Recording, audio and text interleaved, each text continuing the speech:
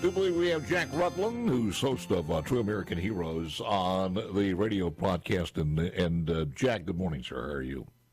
Good morning, Paul. Doing well, thank you.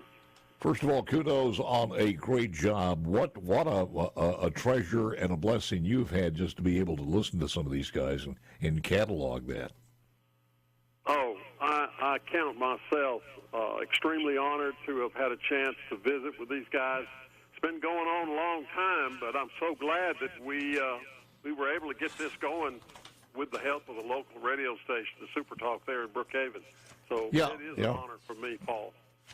Did you find it that they opened up easier as time went on, or because at first I would think that they were a little reticent about speaking about it?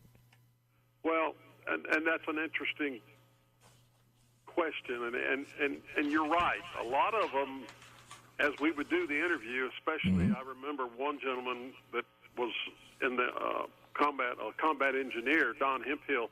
I was interviewing him, and we talked everything up until right before he landed on the beach that afternoon, June 6th. And at that point, he dropped his, I won't ever forget it, he dropped his head and shook it, and he said, I can't talk about that. And he was talking about what he saw on the beach was just so terrible. And that was at the end of the day.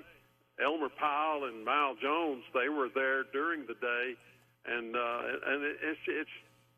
it was easier for some of them, but for a lot of them, no, they still couldn't talk about it 50 years, 60 years later. You know what, Jack, I was just thinking about this. They really didn't have the support in place as far as federal government and the medical support as far as therapy and everything else back in those days when they came home. Well, that's true. They didn't, and we got to remember this was they didn't have drones to see what the Germans had in place to resist an invasion. The technology wasn't archaic, but it was so much older. Not only at home, but actually there on the battlefield. They did have forward aid stations that saved probably thousands of Americans and soldiers because they could get quick medical attention. Mm-hmm. But and when they got home, people didn't know what PTSD was, and the trauma that they went. They had bad dreams, and several of my veterans that I interviewed talked about still having dreams years after their service and being involved in combat. Yeah. Regardless of what branch you were in, I was reading this, the Allied paratroopers suffered heavy losses as a result of heavy artillery fire. Thousands died by being just shot out of the sky. Some of the paratroopers were even weighed down too much by their equipment and drowned after they landed in some of the flooded marshlands. That's so true. And you got, and folks don't remember this, but a lot of these men died when they actually started the drop. The drop for the paratroopers was about midnight before June 6th, in the middle of the night, and the old C-47s that could carry about 15 paratroopers. They were you're right. They were shot out of the sky, and then when the Germans realized the paratroopers were just floating down, they were shot from the ground. But the darkness did help that in some ways, them being able to get to the ground safely. But yes, and sadly, because the weather was so bad and the Germans had flooded so much of the land where they were dropping, the Allied commanders, including Eisenhower, there were some terrible projections of over 50% loss of paratroopers that jumped in, and it ended up being about 20, which is 20%, which is horrible, but it's so much better than it could have been. There was an awful lot. I think I'm trying to remember about 2,500 men lost their lives in the airborne alone. Well, I never asked this question before, and I watched the movie several times. But did they have a realistic view of what they were going to be faced with all of the obstacles, the wire, the pillboxes? Did they have a legitimate, kind of a pretty good drone? Like you said, they didn't have drones. And I'm sure they didn't have the those satellite stuff either. So they had no idea. They went in there, a bunch of kids, and I say kids, young men. A lot of them were 19, 20, 21, 22 years old. Yeah, I just read the average age was around 22 for the men who landed on the beaches on June 6th. No, you're right, Paul. The intelligence was a very challenging thing back then. They had the French partisans, which were helping, who would try to see what the Germans had, but they couldn't get up close enough to really evaluate what the Germans had in place. And General Rommel had just, in the last several months before D-Day, had come in and reinforced everything. And the Germans were very intelligent about how they did this. They were constantly moving their Panzer divisions, which was an elite tank group, moving them from one place to the other, which kept our intelligence kind of in a state of confusion. Yeah. No, it was a challenge for us to estimate what was there. No, they really didn't know. Jack Rutland is my guest. Lance is showing some of the video clips on the TV as we're talking, which are absolutely amazing. Now, this clip I have from Mal Jones, you want to just give me an overview of what this is? Absolutely. Mal Jones was actually, when I interviewed him, he was living in Hazelhurst, and I think he lived there most of his life after the war. He enlisted in the Navy and during World War II, and he was assigned to a minesweeper, which was a ship that did nothing more than clear the water of enemy mines, which was a huge explosive device capable of sinking a ship. And he was actually, along with many other minesweepers, his ship, the USS Raven, was assigned mine sweeping responsibility on the beaches in front of Normandy, because that's where all the American ships were going up to unload their troops. And so his responsibility on that ship was to clear a lane. They had specific lanes that the ships would follow up to the beach for them to get through, and he started their ship started the day before. They started in the night of June the 5th of clearing lanes so that the American ships could go through there, and he was there watching it happen on June 6th, going over his head and seeing the unbelievable armada, over 7,000 Allied ships that crossed the channel leading up to the beaches there. Let me play this clip before. Let me play this clip before we end this segment here. We've got more clips, but let me sneak this one in here. What impressed us light was come around dawn when these transport planes started going over. Literally, the sky was covered, and it was literally covered with planes, just constant going over, thousands and thousands. So that was a combination of paratroopers, and probably some bombardment had started. Well, the bombardment had started about midnight, a little after midnight. Oh, okay. So we had already swept that channel or that area so the battleships could get in there, the cruisers and ships, to do the bombardment. Heavy guns, yeah. Within a few miles off the coast. And we had already cleaned that out so they could get in there without danger, see.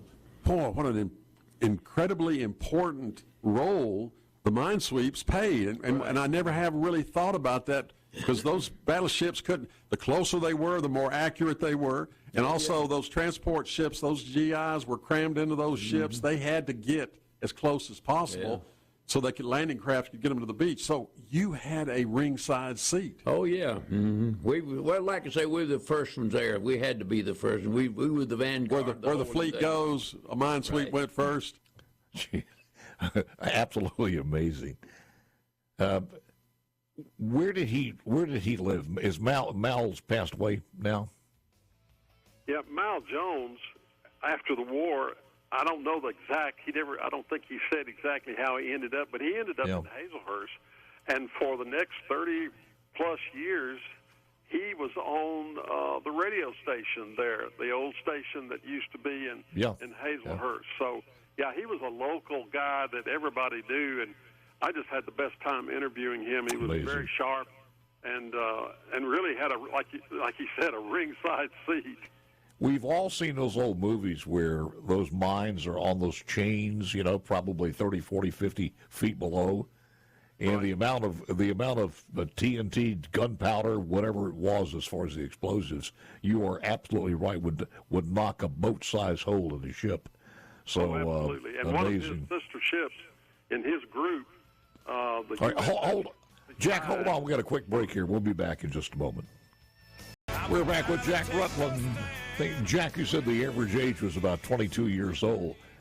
How is it possible that you can just survive normally after that, mentally, when you're talking about 14,000 dead, mangled, torn apart bodies in that one engagement? You had 5,000 Allied soldiers, 9,000 German troops that died that day, littered the beaches, the water, blood-stained.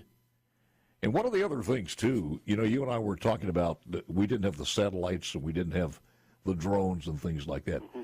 But everything they had was the state of the art. The encryption service trying to code stuff was the top, the latest that they had. They also used balloons or blimps, and I found that fascinating. They were attached to a lot of the ships, the Allied ships, landing craft when they were crossing the English Channel. The barrage balloons or blimps, as they called them, served as an aerial defense against the German planes, which had to navigate carefully to avoid collision. And a lot of times they would attach bombs to these blimps, so if they did hit them, they would explode. So that was state of the art in those days. And the Allies were concerned about the German Air Force, the Luftwaffe, but they had been attrited so much through the air war leading up to June 6th. They didn't know how many fighters would be there. And you've got to remember, back then they didn't have radar-guided weapons. They had to look and see where they were actually aiming, a fighter did, to be able to pull the toggle to fire their machine guns. And that's what the drones did. It kept the fighters from getting close enough to sight in a target and attack the ships. Yeah, the technology was different, but you're right. Those guys lived with this experience the rest of their lives, and there's only a few left from the D-Day invasion, but it's just so incredible what they did, Paul. Yeah, I want to hear from Elmer, I think it's Power or Powers, Elmer Power, in just a moment or two. But one thought here that we never get taught this in school, and you never hear this dissertation that much. Exactly what would it look like for you and I at this very moment? I'm sure we wouldn't be on talk radio giving opinions, but what would it look like had we lost that? Paul, that's a question that historians talk about in classrooms today across the world. But I think in my mind, if you would look at what was taking place in Europe after the Germans took control with their blitzkrieg attack, all those countries, Belgium, France, Norway, all of those countries that were defeated, and what the Germans set up as far as a provisional government to run those places, if you look at what it was like there, it's probably what it would have been like today. Maybe not quite as violent, because they used violence and murder to subdue these poor people who were overrun by the Germans. But it would be, I think, similar to what the Germans were doing in Europe after they had conquered it. Well, and you also, with more territory, you've got to be even more brutal to keep things in check, so another Tea Party doesn't happen. So you have to take that into the equation. But one thing for sure, there would have been a lot of mass graves in this country before things just even settled down a lot. So, but nobody ever thought about that. Nobody ever thought about losing. It was to the pin. You need me, you call me. Just as the Toby Keith song said, I don't want to die, but if I am needed, I'm going to go fight. That was the attitude of every veteran I've talked to. They some that were drafted, like Don Hemphill, who was drafted, but he was only drafted because he tried to enlist and volunteer, and his vision was so bad they wouldn't take him. But when they drafted him, they decided they wanted him. Yeah, and we heard numerous different people. Audie Murphy was one of the guys. I think he lied about his age. I'm not sure. What was he, 16 or 17 years old? That's correct. That's correct. Absolutely crazy. Lance, you want to play cut number 1 from Elmer? Here we go. Yes, sir. The big old ship Nevada was out there on the right. That was at Pearl Harbor. The battleship Nevada, that's right. The battleship Nevada. They got hit just a little at Pearl Harbor, That's right. but not much. But they were involved in shelling the beaches and everything before you guys got there. 16 inches. Wow. All right, so the 11 miles into the beach, Right. and you guys were, I'm sure there was a lot of prayer and meditation and preparation emotionally because you knew what you were fixing to face. Yes, sir. But, we were ready. You were well trained. You know, a young man, he don't think like an older man. That's exactly and we right. were all younger boys, How old were you? Do you remember how? 22. You were 22 years old. When we went in, yes. Okay, so you get to the beach, the front of the landing craft drops down. I go back and talk to my man that's running the boat. Mm-hmm. I think I better say something about that because he was some fella.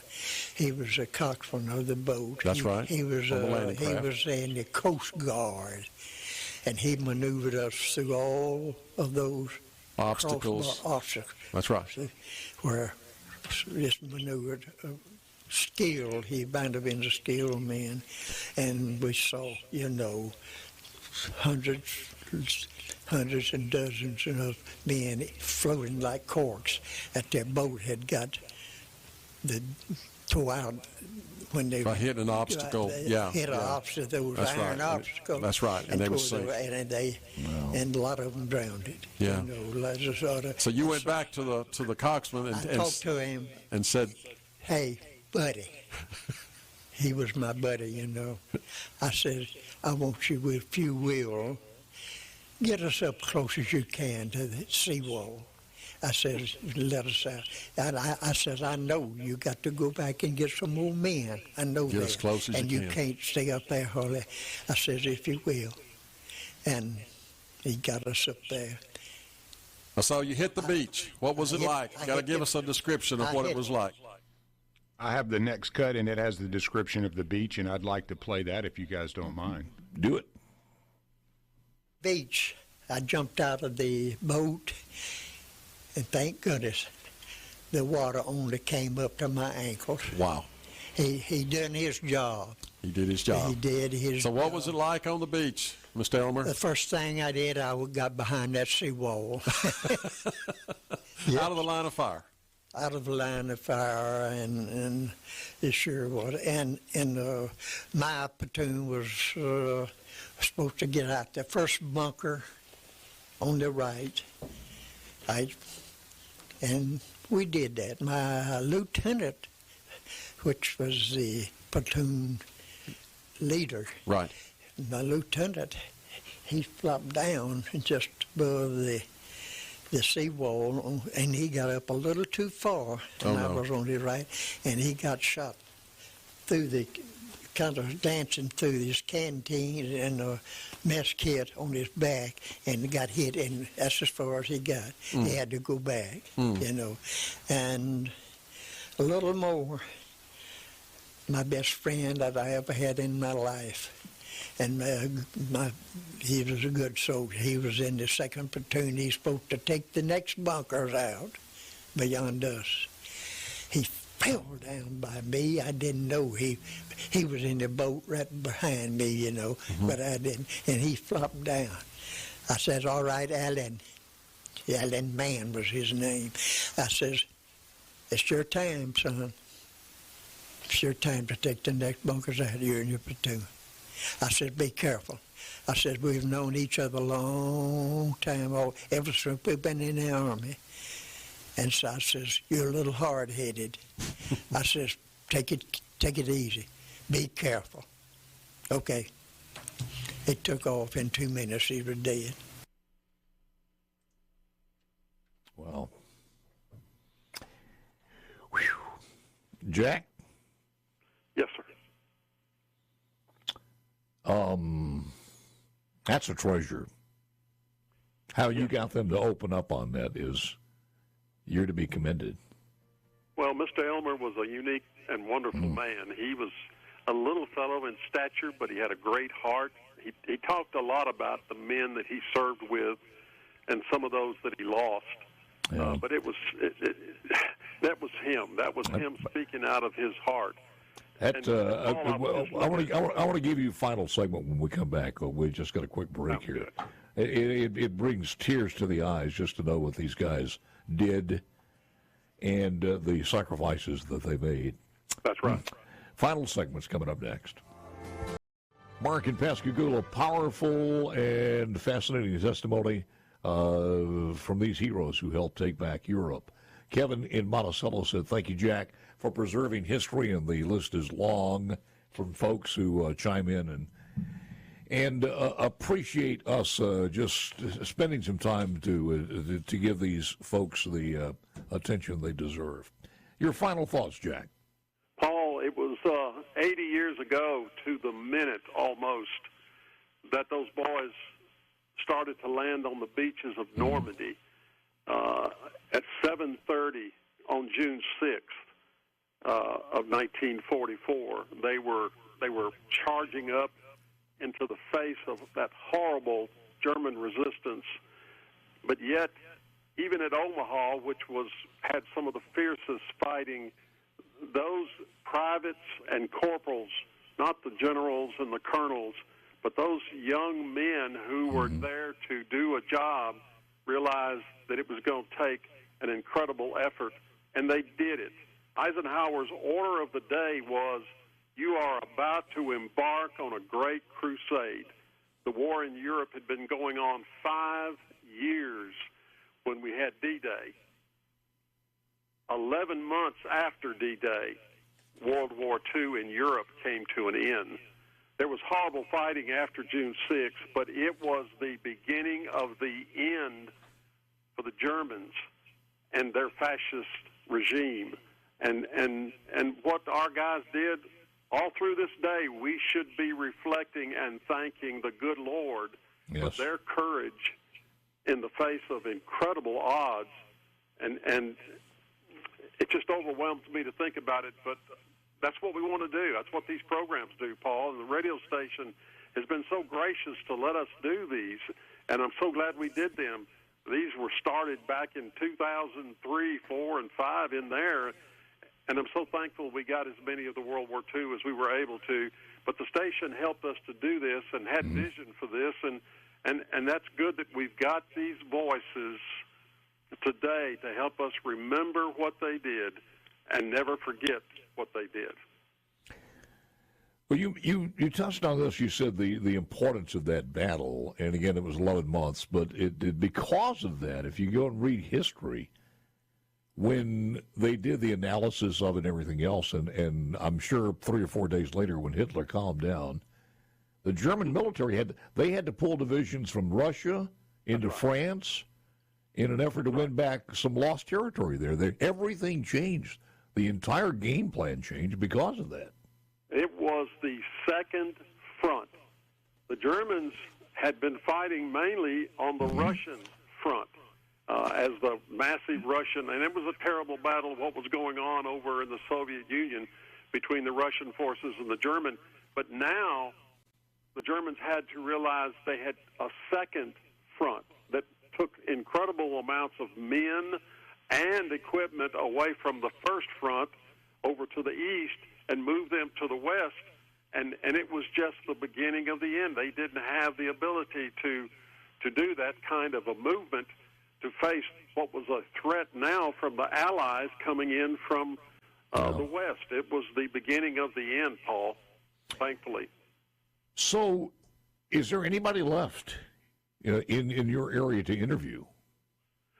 Well, you know, our vision was to interview any of the men who have served in combat roles for our country. But as far as World War II, there's 1 or 2 others that I'm assuming are still alive.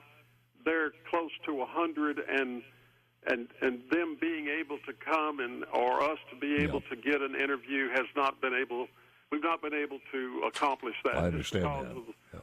of their age and the difficulty of doing such a thing. But we're still trying to interview veterans, especially combat veterans, at any time, and we're doing that down here if we get an opportunity. I do have one coming up soon from a young man who just finished Green Beret School, and I'm excited about having him on the program. So, yeah, we still do them, Paul. We don't do them quite as many as we did because they're just not the World War II vets. And now we're starting to lose a lot of our Korean veterans, and so yeah, we'll do the interview. I'd love to have more interviews of veterans who served our country, especially, like I said, in a combat setting. But no, not like it was when we started in 2003. And the interviews would be different, but it would also be good to hear those from the Vietnam War, a whole different package. But there's all of that story to be told too. And there's so many of them. You mentioned earlier about them wanting to be interviewed.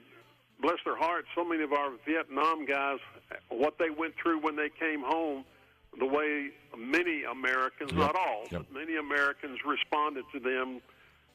Well, here's the good news on that, Jack. There were less of those detractors in the South than the North. That's right. And that speaks highly for us. Jack, kudos to you, sir. Thank you. Enjoyed spending the time, and we got to do it again. Thank you, man. Thank you, Paul. God bless America.